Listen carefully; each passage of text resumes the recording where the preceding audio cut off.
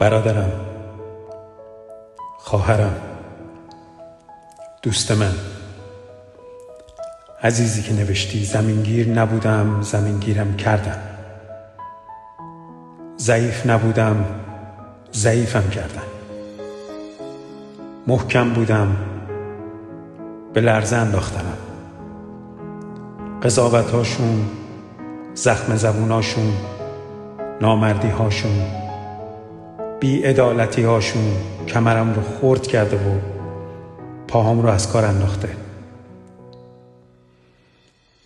منتظر چی نشستی برادر؟ منتظر چی نشستی دوست عزیز؟ یک روز دارو مصرف میکنی، یه روز مواد مخدر، یه روز اعتقاد به این و اون، یه روز به خواب و خیال. هر روزت به چیزی میگذره، به بطالت. به انتظار چی و کی هستی؟ چرا مصرف کننده شدی عزیز برادر؟ چرا مصرف کننده شدی عزیز خواهر؟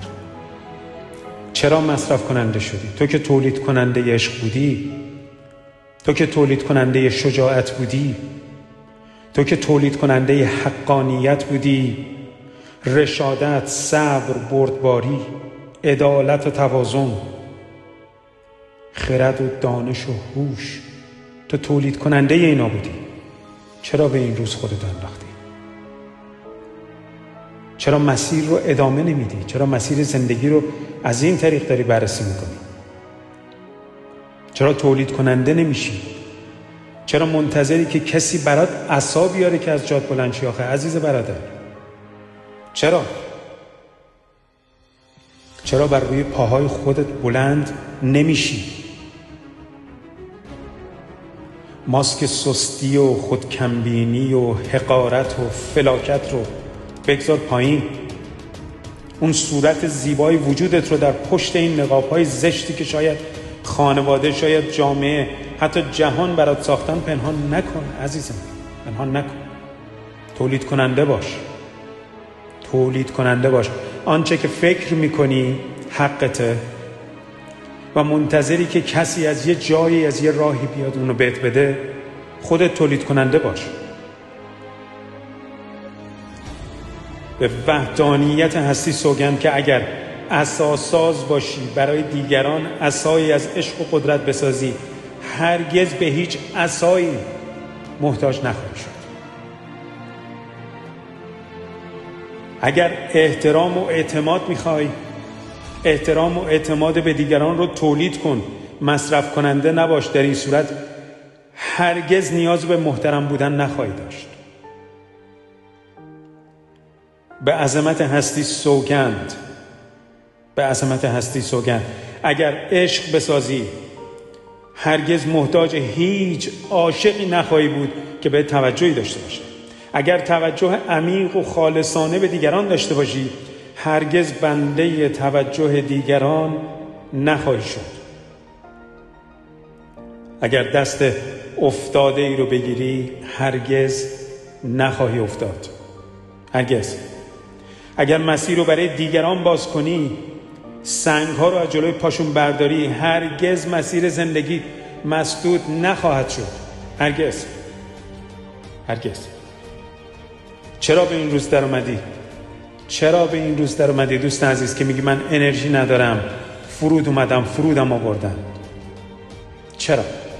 اگر برای دیگران انرژی تولید کنی، اگر باک ذخیره باشی برای یک پدر دل شکسته، برای یک مادر افسرده و نگران، برای یک برادر و خواهر گرفتار و در راه مونده، که برسونیشون به جایی که خودشون بتونن روی پاشون بیستن و نترسن، از کمبود انرژی نلرزند، قول بهت میدم هیچ وقت ذخیره انرژی خودت خالی نخواهد شد و در راه نخواهی ماند.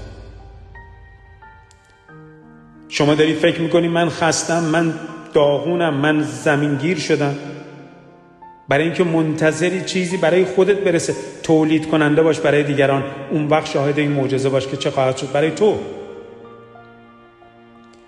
اگر به کسانی که ناگهان چرخ زندگیشون یهو پنچر شده، از ته قلب کمک کنی بهشون یه لاستیک زاپاس برسونی، خودشونو برسونن به جایی که هیچ وقت نگران چیزی نباشن.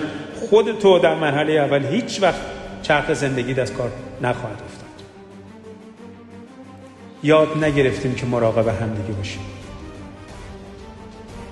یاد گرفتیم که فقط از دردهای خودمون بنالیم و نگران خودمون باشیم. عزیز برادر، عزیز خواهر، دوست عزیز، با این سن جوانی برای من پیام میذاری که من نمیتونم از جام بلند شم، من نمیتونم زندگیمو سر و سامون بدم. چرا نمیتونی؟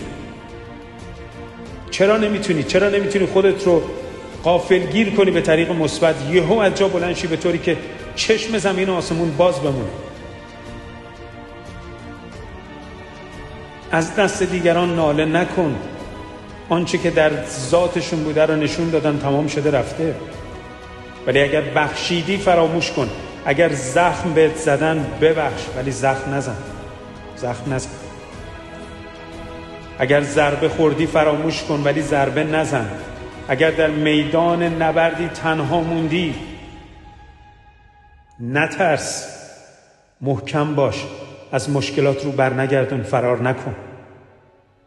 نعره بکش، نعره کشان به سوی مشکل بتاز که این مجموعه هستی هر آنچه که اسمشو بذاری به کمکت خواهد آمد. وقتی بی کس موندی، وقتی احساس بی کسی میکنی، کس دیگران باش و مطمئن باش که تنها نخواهی موند. اگر یاور دیگران شدی، بی یاور نخواهی موند. اگر از پول، دانش، قدرت بدنیت، توان اجتماعیت برای مردم استفاده کنی، هرگز جاهل تحصیل کرده نخواهی بود و خرد درونیت هر روز شکوفاتر خواهد شد. اگر هیچ کس رو به قضاوت ننشینی، هستی به قضاوتت نخواهد نشست. روی پاهات بیست. برادرم، خواهرم، قوی باش، محکم باش، بلند شو، از جات حرکت کن، محکم پاهات رو بکوب روی زمین. نگذار اعتیاد، سستی، اضطراب، افسردگی، عصبانیت، استرس، احساس بدبختی گریبانت رو بگیره. از خواب بیدار شو. به هر زحمتی که هست، به هر زحمتی که هست زندگیت رو ادامه بده و در نظر داشته باش که به قول سهراب سپهری بزرگ، نه تو میمانی و نه اندوه و نه هیچ یک از مردم این آبادی. به حباب نگران لب یک رود قسم و به کوتاهی آن لحظه شادی که گذشت قصه هم می‌گذرد.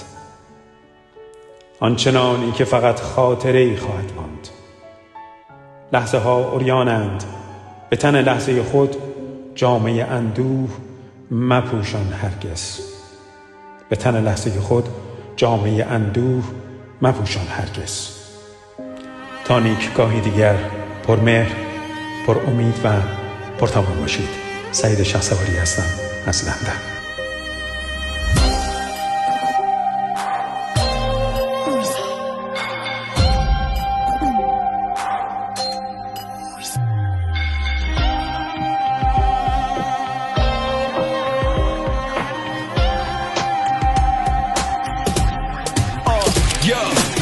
پاهاتو محکم روی زمین و باز اینجا تازه اول مسیر روی پاس، انتهای این مبارزه برد با ماست.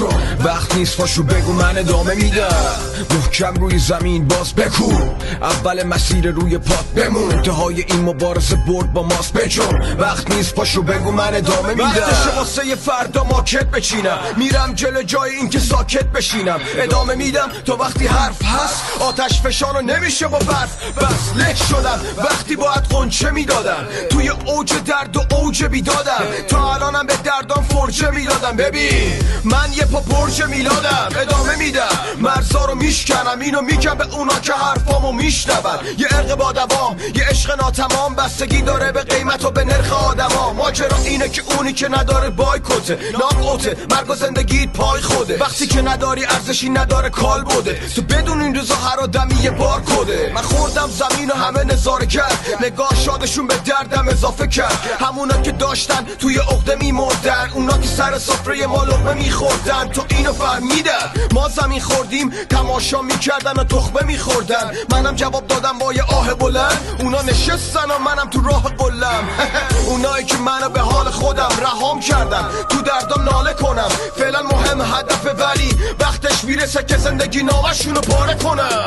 پاتو محکم روی زمین و باز، اینجا تازه اول مسیر روی پاس. انتهای این مبارزه برد با ماست. وقت نیست پاشو بگو من ادامه میدم. محکم روی زمین باز بگو، اول مسیر روی پات بمون. انتهای این مبارزه برد با ماست. وقت نیست پاشو بگو من ادامه میدم. اون که پای خونواده جنگید، خاطرات مثل کوله بار سنگین رو دوشمه. هنوزم عذابم میده ولی به زندگی بازم جوابم اینه. هی زندگی چی کار کردی با من؟ تو اینو بهم بگو، تو نامردی یا من؟ اینم بدونین تویی که تشباختی. من ادامه میدم، هنوز منو نشناختی. هر کی ضربه زد من بخشیدم بیشک، هر کی زخمی تر وحشی تر میشم. اونا خواستن من برم و بر نگردم، منی که برنده ی هر نبردم. منی که تو ظلمت سر نکردم، واسه رسیدن شانس صد نکردم و با صفر یه کاری کردم. مطمئنم خیلی یه با صد تو صد نکردم. من ادامه میدم، من ادامه میدم، من ادامه میدم.